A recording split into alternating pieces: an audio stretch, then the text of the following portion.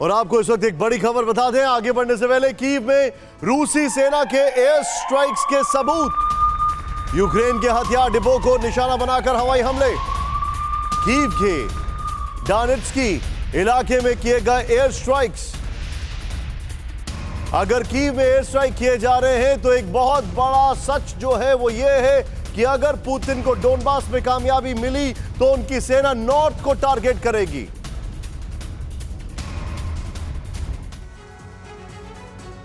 लेकिन इस बीच आपको एक और बड़ी खबर बता दें। बड़ी खबर आ रही है कि pro Russian separatist army commander, जिसका निकनेम है मीशा द चेचन, यानी मिखेल किश्चिक, वो यूक्रेन बॉर्डर पे मारा गया है, और वो भी अभी ईस्ट यूक्रेन में। और इसी के साथ रशिया के लिए ये 9वें कमांडर की मौत है। सोचने वाली बात यह है कि 15 साल में अमेरिका ने वियतनाम में सिर्फ 6 कमांडर खोए और रूस ने सिर्फ 54 दिन में 9 कमांडर।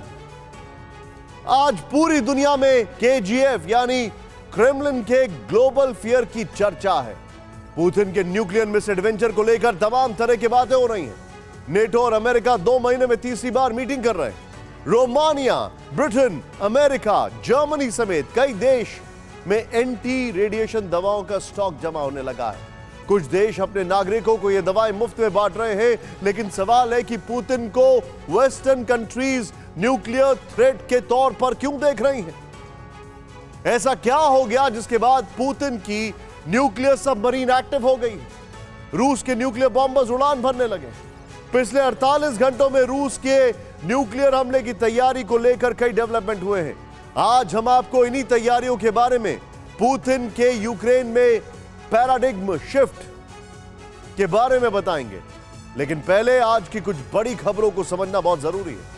आज पहली खबर, रूस की तरफ से डायरेक्ट न्यूक्लियर हमले की बात कही गई।